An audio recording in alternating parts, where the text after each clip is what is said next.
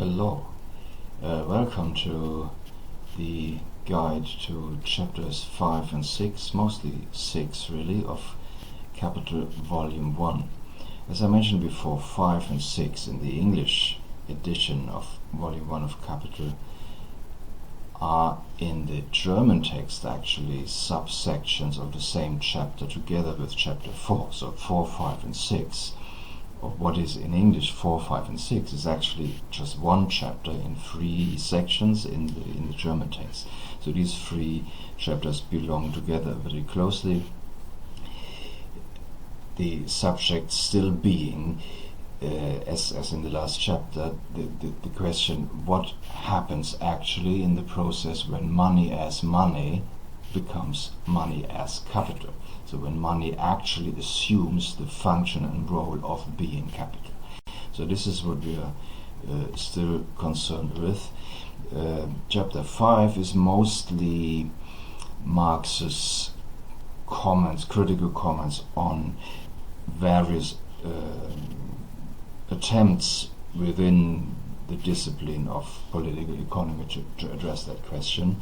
And I don't want to go into much detail of that because it is partly quite technical or too technical for the amount of time we have to spend on this. I just wanted very briefly to look at one particular passage which I find quite interesting, or which is perhaps typical of the kind of representative of the way he discusses this here, especially in this chapter, and that is the question of the mutual advantage, which is obviously one of the key ideas in liberal political economy, that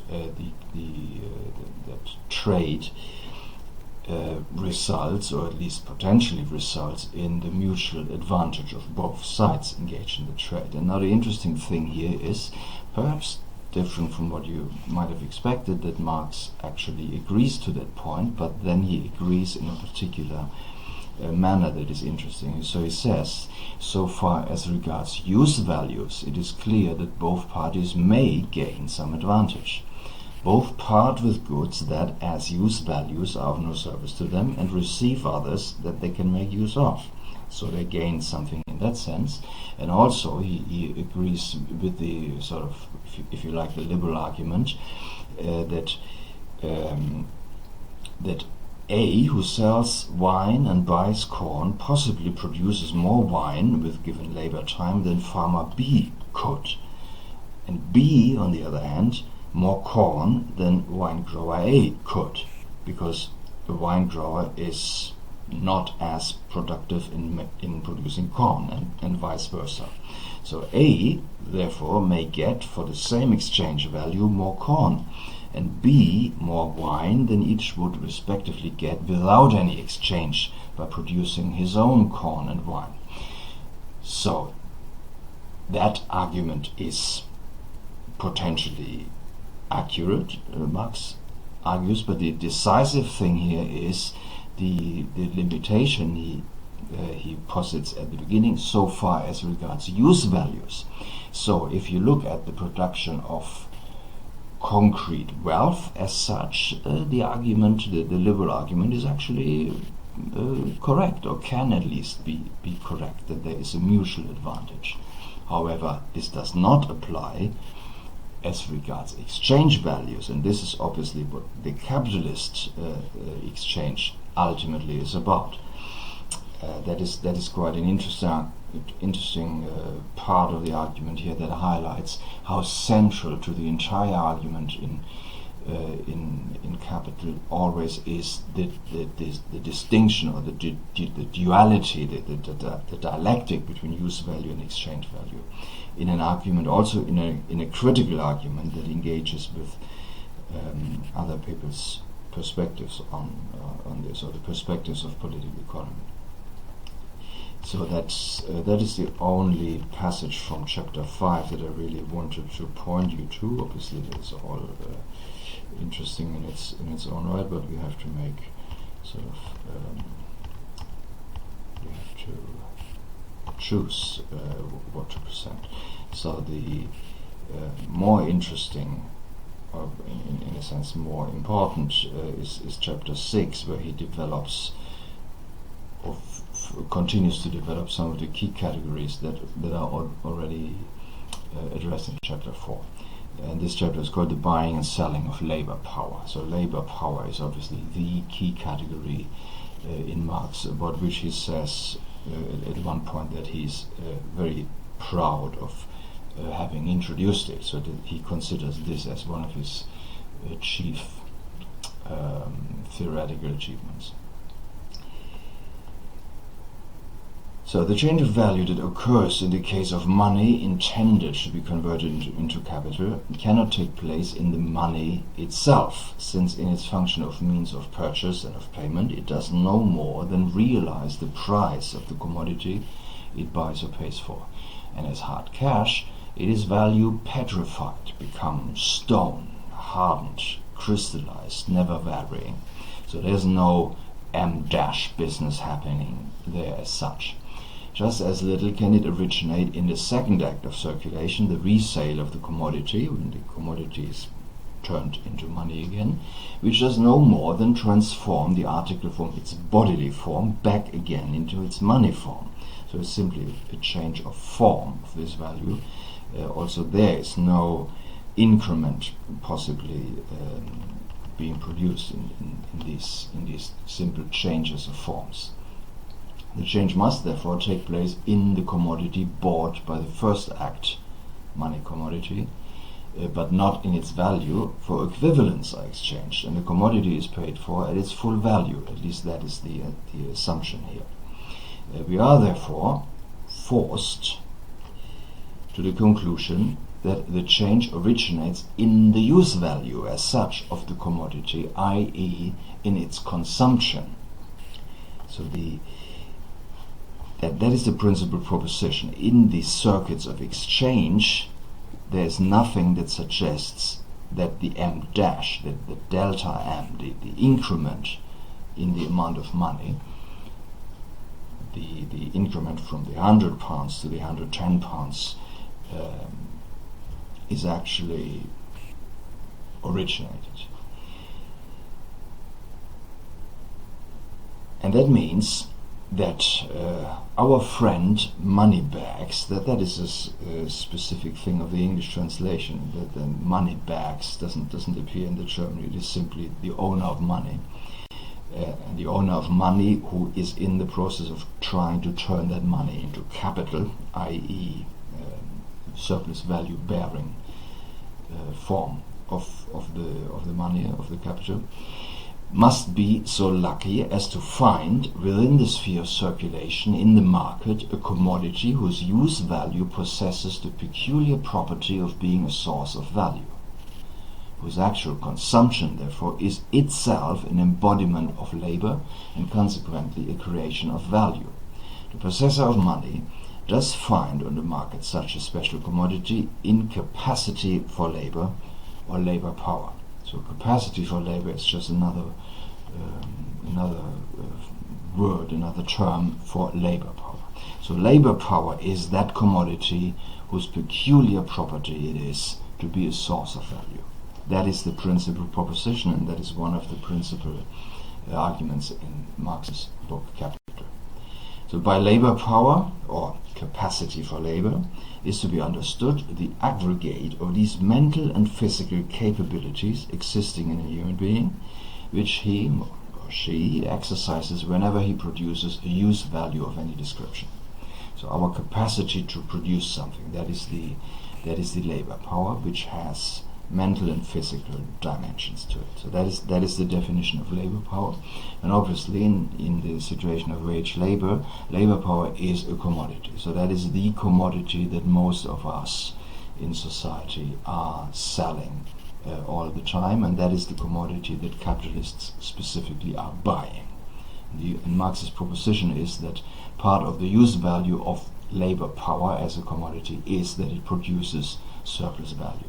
So that's the big argument here, the principal proposition, and totally central to Marx's general argument about how capitalism works.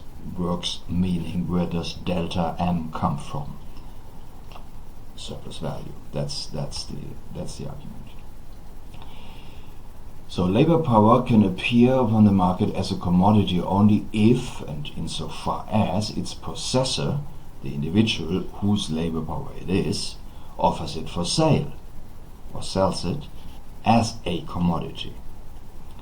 In order that he may be able to do this, we must have it at his disposal, must be the untrammeled owner of his capacity for labor.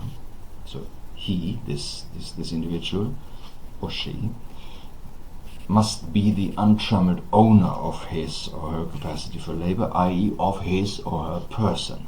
So this is one of the, if you like, philosophical presuppositions of the institution of wage labor. It presupposes individuals who are legally free and independent actors within that society, different from serfs or slaves or others who are not legal persons, legally independent persons, free to sell their capacity for labor on the labor market.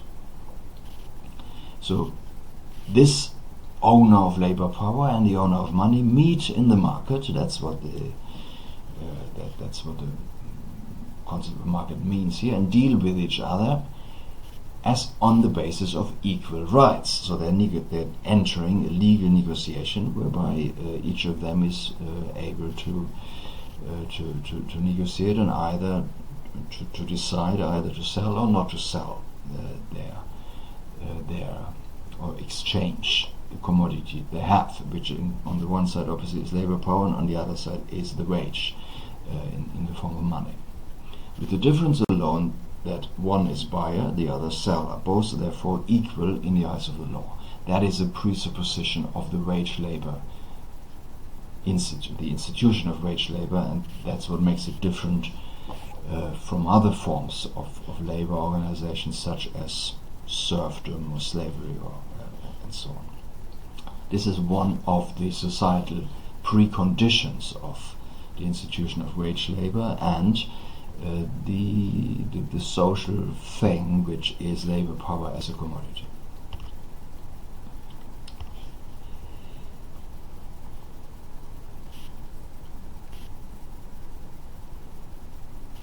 The next step of the argument, here the second essential condition to the owner of money finding labor power in the market as a commodity, is this, that the laborer, instead of being in the position to sell commodities in which his labor is incorporated, must be obliged to offer for sale as a commodity that very labor power itself, which exists only in his living self. So the labor power is obviously not a thing. So the material existence of labor power is in the person of the owner of that labor power. Labor power being simply a capacity or a potential to do labor. And that capacity only exists in the concrete material body of the owner of that capacity. So in order that a man may be able to sell commodities other than labor power, he must of course have the means of production, raw materials, machinery, etc.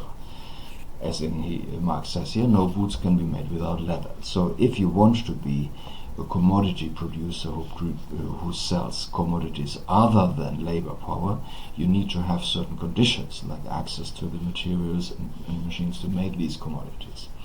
So it helps, obviously, if you want to create, say, a market in labor power, to make sure that the persons, these legally free and equal individuals, do not own these preconditions of making commodities other than producing labor power, which is basically producing in themselves, in their own bodily existence, the capacity to do work.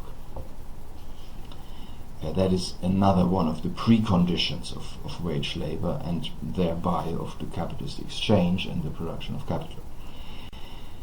For the conversion of his money into capital, therefore, the owner of money must meet in the market with the free laborer, free in the double sense, that as a free man he can dispose of his labor power as his own commodity. So as a as a person, to sell my labor power, I must have the legal right to do so, which a serf or a slave does not have, because a serf or a slave do not own their labor power, because they themselves are owned by an owner of their person, and that owner, the slaveholder, for example, owns also their labor power. Otherwise there wouldn't be much point in owning a slave, right? So you have to be not a slave in order to engage in wage labor, which means that you have the legal right to sell your labor power. That is a legal precondition of wage labor. And Marx continues, on the other hand, he has no other commodity for sale, is short of everything necessary for the realization of his labor power. So I must be legally free to engage in this act of exchange, and I must be free of any other options, in particular free of any better options. So if, for example, I have a choice between selling my labor power and maybe making cakes, because I have a kitchen and I have the materials for baking at home, and I can make enough money with that, and perhaps I prefer doing that, then probably I will do that, right? So another precondition, apart from the legal freedom and equality of the individual seller of labor power, is also that I don't have better options. So I have to engage in the sale of my labor power. And that is probably the situation of most of us. So for the lack of skills, I would not be able to make a living from selling cakes in the local pub or whatever it may be. Some people do. I've met some people in Berlin in particular where rents have been extremely low at the time, who were able just to work basically 2 or 3 afternoons per week making cakes, selling them downstairs in the pub, and that's all the work they ever had to do. Lucky people, but that is not the case for most of us, I guess. So we have to sell our labor power rather than other commodities in which labor power is already crystallized, such as cake. So one thing, however, is clear: nature does not produce on the one side owners of money or commodities, and on the other men possessing nothing but their own labor power. This relation has no natural basis, neither is its social basis one that is common to all historical periods. So this is neither natural, nor is it universal to all types of society. It is clearly the result of a past historical development, the product of many economical revolutions, of the extinction of a whole series of older forms of social production. So here Marx emphasizes the historicity and the specificity of a situation in which the selling of labor power in the form of wage labor is the generally common form of organizing production in a society. This is a very historically specific and quite unique sort of thing, based on a whole range of historical developments, accidents, if you like, that had to precede and that had to create this situation, a very specific historical context only in which this institution of generalized wage labor emerged. And that is our situation since sort of the 18th, 19th century or so. So too, the economical categories already discussed by us bear the stamp of history. So all these categories, labor power, wage labor, capital, of course, they are all historically specific categories. Definite historical conditions are necessary that a product may become a commodity. So Marx emphasizes repeatedly how unique this actually is, how much this is not something that can simply be taken for granted. Of course, he emphasizes that because the majority of political economists did exactly that. They took these categories for granted and assumed them to be sort of natural, or if not natural, then at least universal to all kinds of human society. But they're not. They're very specific. They're modern categories. That is the point Marx emphasizes here in this passage. Production and circulation of commodities can take place, although the great mass of the objects produced are intended for the immediate requirements of their producers. are not turned into, I read that again. Productions, this is a very strange sentence here, a rather long sentence. Production and circulation of commodities can take place, although the great mass of the objects produced are intended for the immediate requirements of their producers, are not turned into commodities, and consequently social production is not yet by a long way dominated in its length and breadth by exchange value. That comma, there should be a full stop. There is actually a full stop in the German text. It's one of the few places where anyone ever translated a long German sentence in an even longer English one. So this comma should be a full stop. The sentence ends here. So what he's trying to say here is that even in a societal context where the great mass of the objects produced are not produced as commodities and for exchange, but they are produced, say, by maybe a peasant household economy for their own intention, so they are mostly not producing commodities. And therefore social production, the production that takes place within society as a whole, is not dominated by exchange value. Even then, production and circulation of commodities can take place to a limited extent only. So that is Marx saying that commodity production to a limited extent can take place in a not capitalist, or if you like pre-capitalist type of society, where most of the production is not for commodity exchange. There can be some commodity exchange, but that's not capitalism, because it is limited and only on the margin of that society for specific things. So you have a surplus of something and you exchange that for other things that you can't produce yourself. So that would be a sort of situation in where there is a limited amount of commodity exchange within a society that as a whole is not dominated by commodity exchange, which is different from our society where this is the case, that society as a whole is entirely dominated by that. We ignore the second half of this impossibly long sentence. This is just sort of an aside saying that, and that is important to keep in mind, not every commodity producing society is necessarily and by definition a capitalist society. The difference is that in capitalist society, commodity production is the predominant form of production. That is the difference Marx is emphasizing here. Again, that is a historical argument, an argument on the historical specificity of what we are looking at here.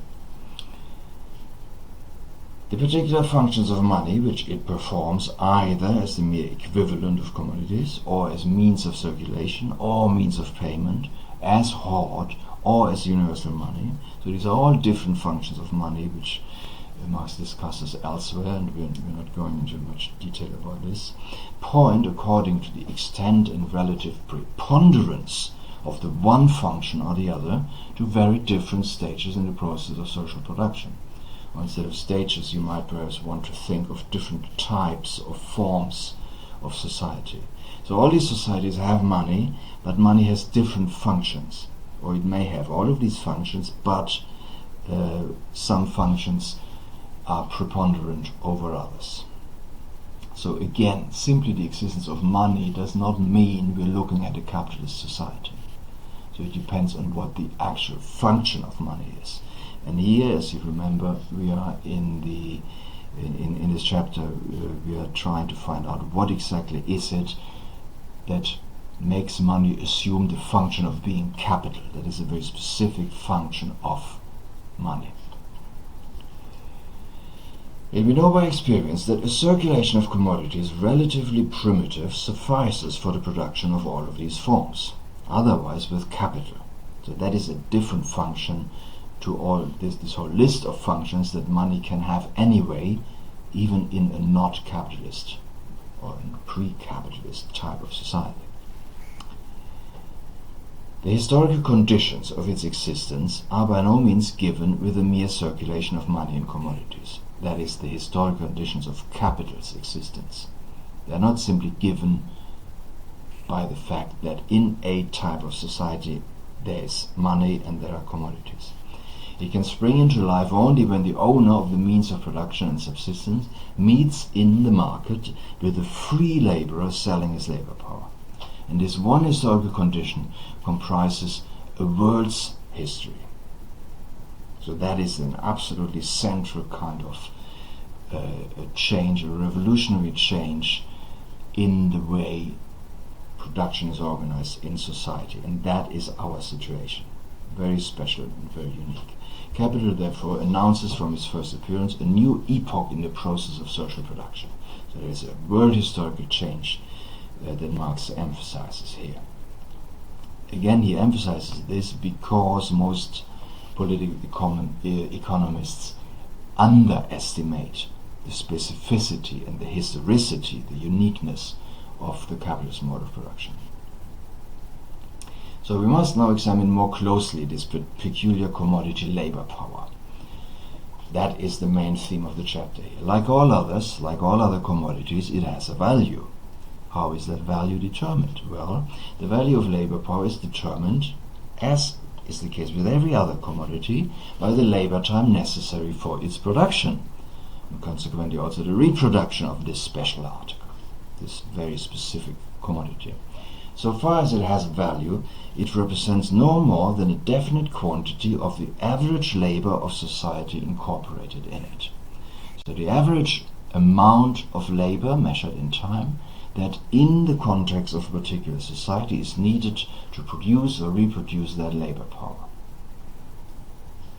Now, what you need to reproduce your labor power is obviously food, you need a place to sleep, you need clothes, you need whatever, you need conditioner for your skin, you need some education probably, especially if this labor power is meant to be exerted in industrial production or in the context of technology, etc., etc. So all these are factors that go into the production of labor power that is actually saleable on the market, of the quality that the owners of money, who thereby become capitalists, would be looking for.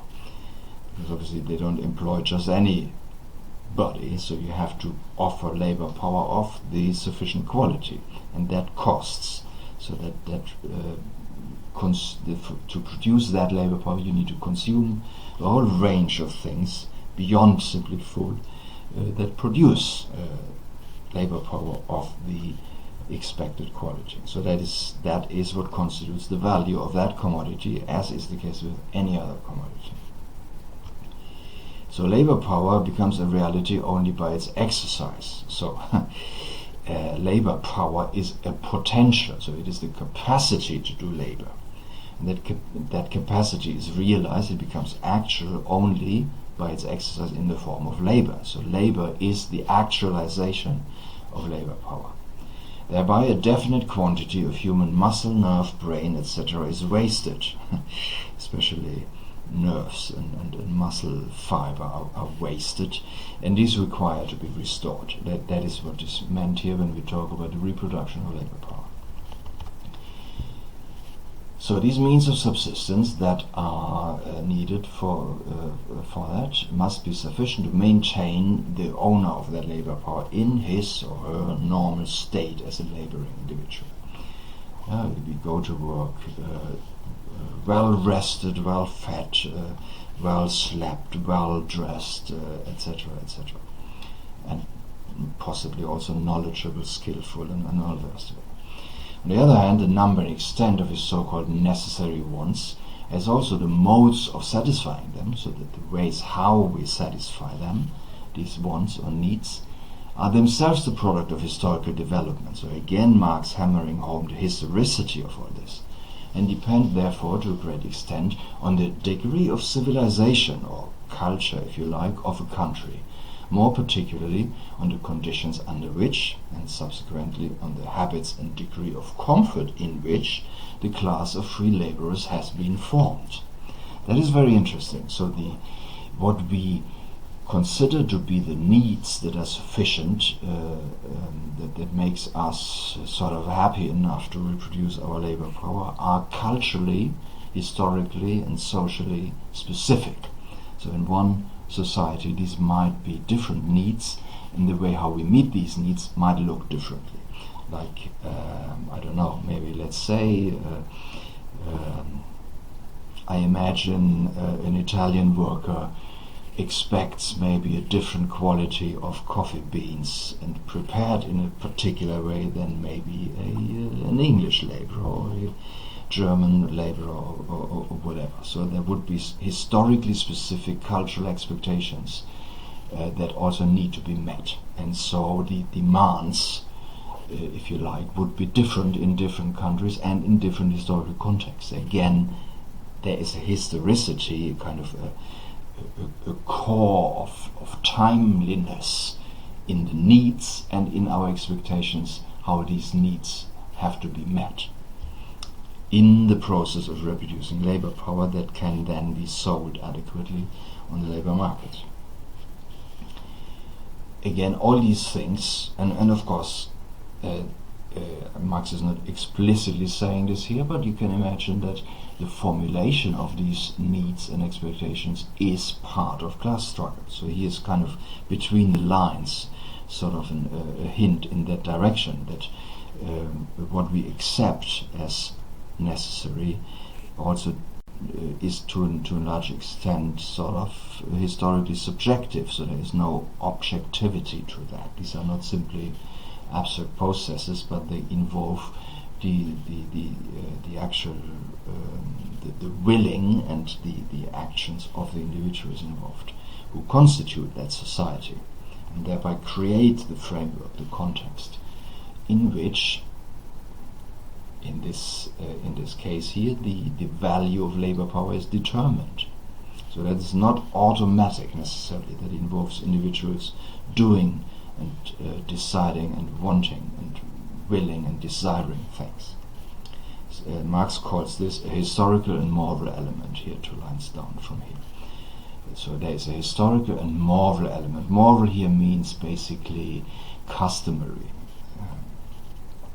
What is customary in a particular society. Another aspect of the reproduction of labor power is, of course, procreation. So it's basically saying here, the reproduction of labor power must include the means necessary for the laborer's substitutes, which is the children of the laborer, in order that, and he uses this phrase here, that's very 19th century, this race of peculiar commodity owners may perpetuate its appearance in the market. It's quite interesting that in the 19th century the word race is sometimes used as synonymous with what we would obviously call class. That's a kind of a specific of the use of language in the 19th century. So this race of workers has to be, as such, be reproduced. So the value of labor power must also include the costs necessary to bring up children, basically, that then become the next generation of workers. So these are all the elements that go into the value of labor power, the value being the cost for the reproduction of that particular commodity, as is the case with every commodity. The magnitude of that value obviously varies with the magnitude of the value of these means, all these elements that go into the reproduction of the labor power. So when food is expensive, also the value of the labor power will be expensive. That's why capitalists who employ labor have an interest in cheap food, because that brings down the value of the labor power. Likewise, if children's upbringing is expensive, again, that makes labor power more expensive.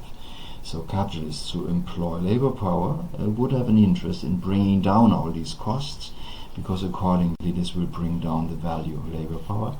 And that, of course, determines the price of labor power, which is what we call wage.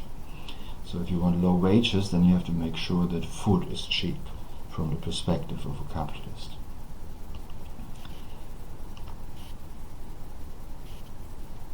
And now comes one of the key arguments here. It is sort of undeveloped at this place, because Marx isn't quite yet at the at the point of developing this that comes in the next chapter.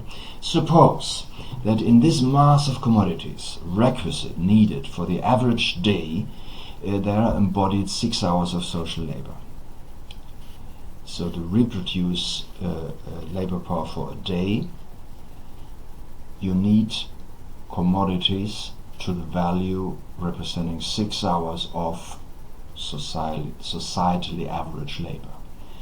Then there is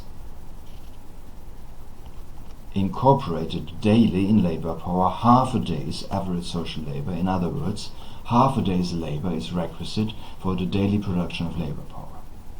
And this is perhaps the key argument concerning the production of where the increment in the cycle m dash money becomes more money, and thereby capital, the solution to that big mystery that Marx was going on in all this poetic and rhetorical language in the previous chapter.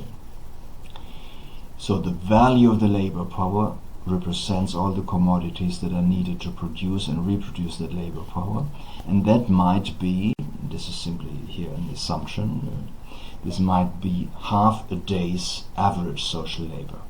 That produces the labor power that makes a laborer go for an entire day. Now you obviously ask yourself, what happens in the second half of that day? Well, in the next chapter Marx will explain, and that is the key argument here, that in the second half of that day, that's when the laborer produces the surplus value. And this is where the increment comes from, the m dash.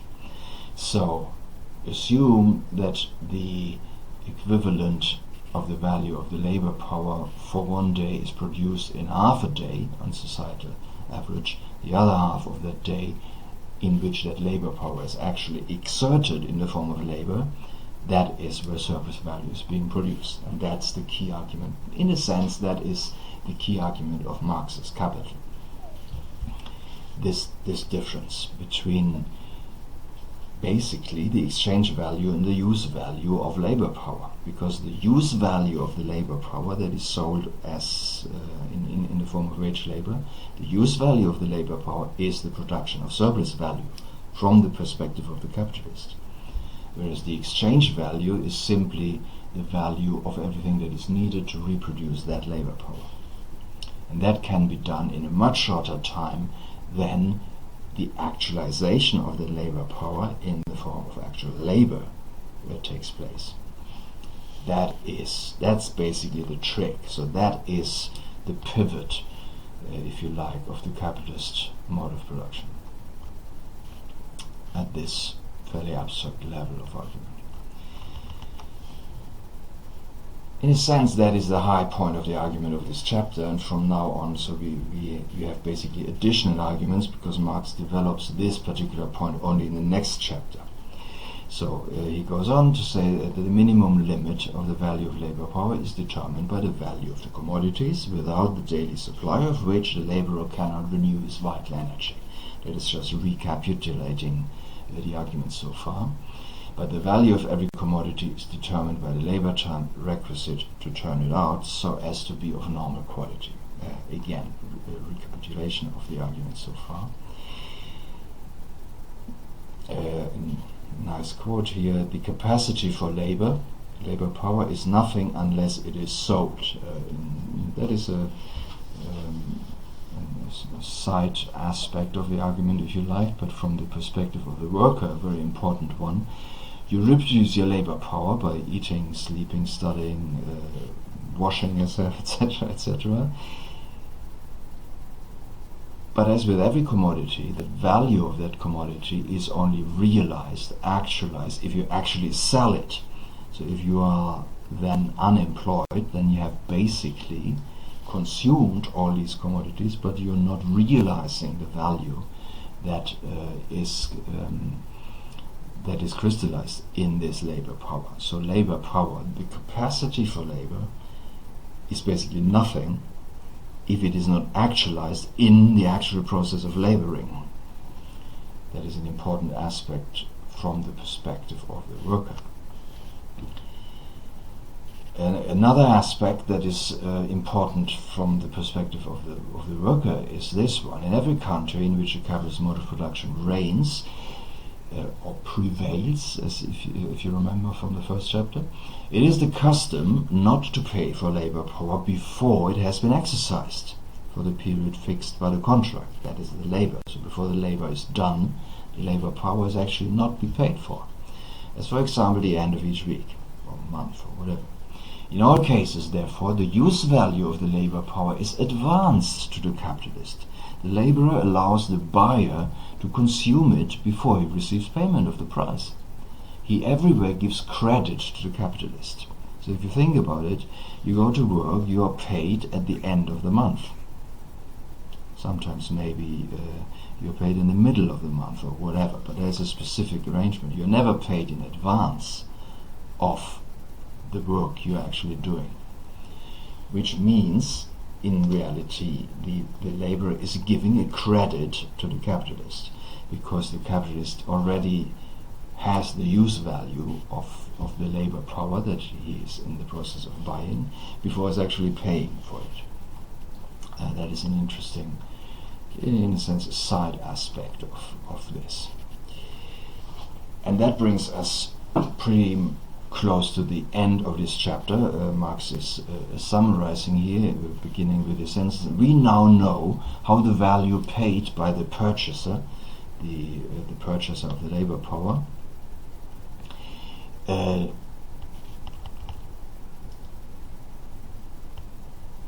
we now know how the value paid by the purchaser to the possessor of this peculiar commodity, labor power, is determined. The use value which the former, the purchaser, gets in exchange manifests itself only in the actual consumption of the labor power. The money owner buys everything necessary for this purpose, such as raw materials, in the market, and pays for it all at its full value. The consumption of labor power is at one and the same time the production of commodities and of surplus value. That is a key sentence here that goes back to the previous question that is asked in the 4th and 5th chapters. Where does surplus value actually come from? Where does the M dash, the delta M, the increment come from? And it comes from the process of the consumption of labor power, which is just another way of saying labor, the labor process.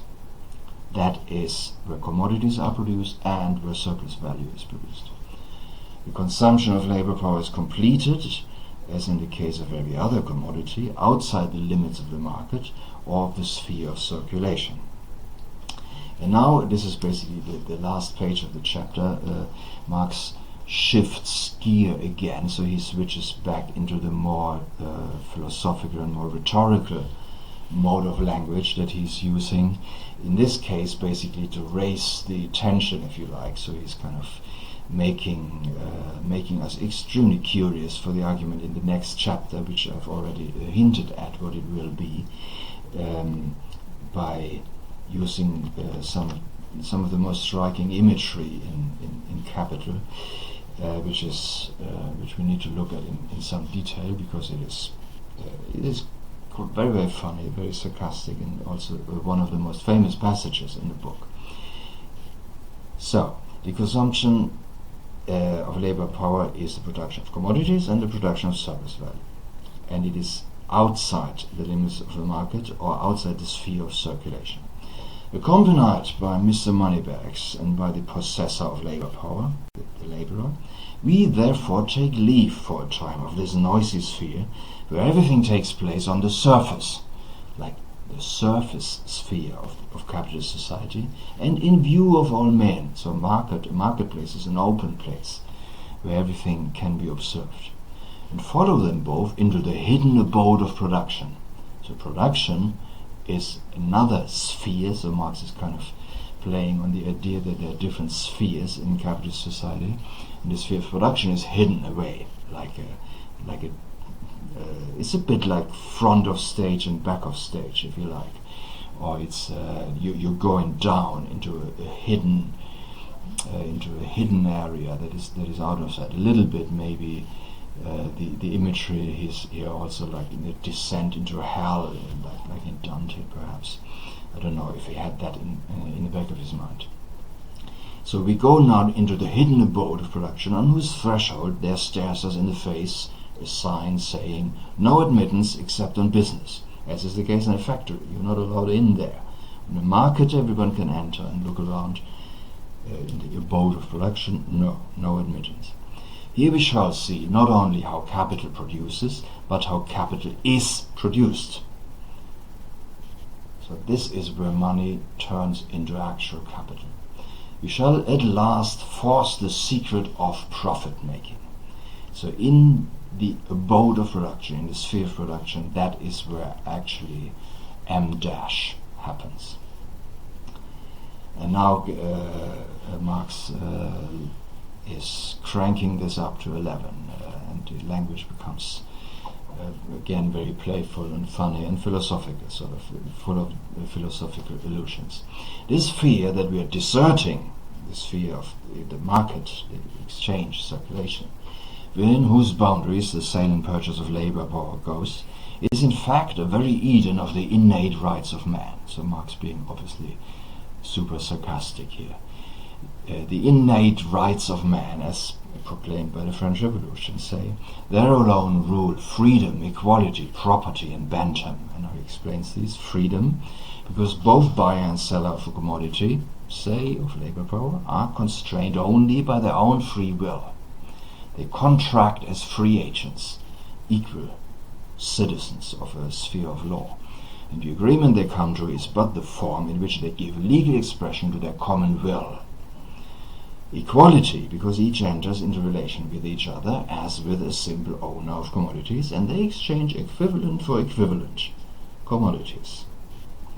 Property, because each disposes only of what is his own. On the one side, money, so the money owner gives money, which is his property, and the owner of labor power gives, which is his property, labor power.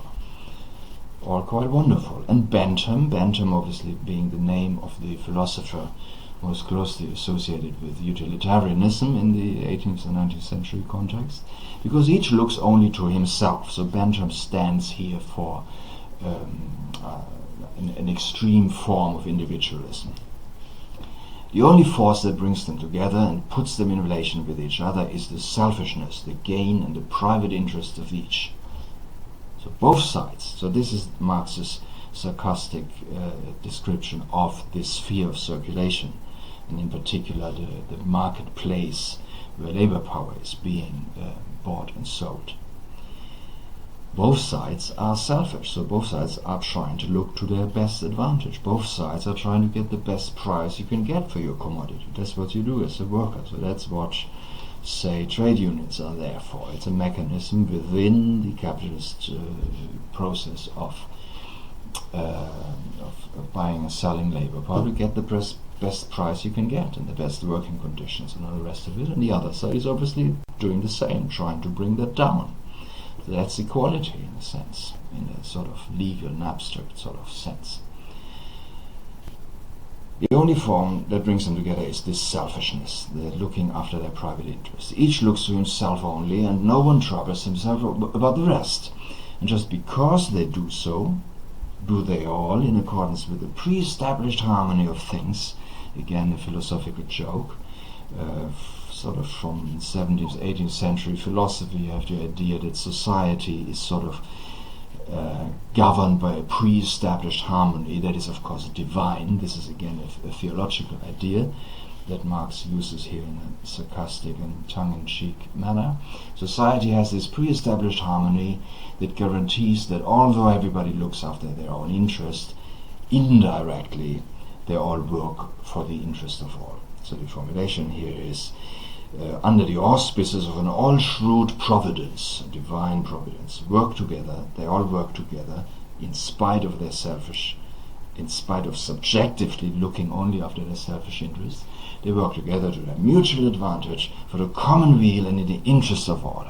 That is, of course, central to liberal ideology or to modern bourgeois thought about society, right? As you might remember, Adam Smith might be an example, or the fable of the bees before Adam Smith, even the idea that if everybody is just totally selfish, then overall, as the sum total of this, in a sort of pre-established harmony, society as a whole actually benefits from all these selfishnesses in their sum total. So he's kind of caricaturing in a very condensed form this sort of modern bourgeois idea of how a society of selfish individuals actually works out quite nicely. So that is all this thinking actually relates and has some element of truth, some validity to the sphere of circulation and the market exchanges that happen there. However, on leaving the sphere of simple circulation or of exchanges of commodities, which the common sort of political economist, what he calls the free trader vulgaris, the vulgar economists of political economy, they get all their ideas from this sphere of circulation, and they're very proud of that. And obviously they're not totally wrong, because within that sphere some of that actually is true, and it works, and it accurately describes how capitalist society at its surface level operates. But now we're leaving this sphere, we're going down into the hidden abode of production. And what happens here is we perceive a change in the physiognomy of our dramatis personae, the two persons in our drama that's going to happen now, which is the money owner and the worker. He who before was the money owner now strides in front as a capitalist. So this is where the transformation has happened, the metamorphosis from simple money owner to a capital owner. The possessor of labor power follows as his laborer. So now we have capital and labor on entering the abode of production. The one with an air of importance, smirking, intent on business, the other timid and holding back, like one who is bringing his own hide to market and has nothing to expect but hiding. So skinning, so you're going to get skinned in there, and you know it. So the equality and liberty that are to a certain extent real, the actual realities in the sphere of circulation, and in particular the labor market, they are now basically falling away from these people, and actually their facial expressions are changing. So on the market we are kind of confident and sort of optimistic and whatever, we are negotiating, bargaining hard, but on entering the hidden abode of production, this all changes and sort of a different reality takes hold. And that's where the chapter ends, with this funny sort of sarcastic caricature of the two spheres that can be perceived in capitalist society. Okay, thank you very much, and I look forward to our discussion of this.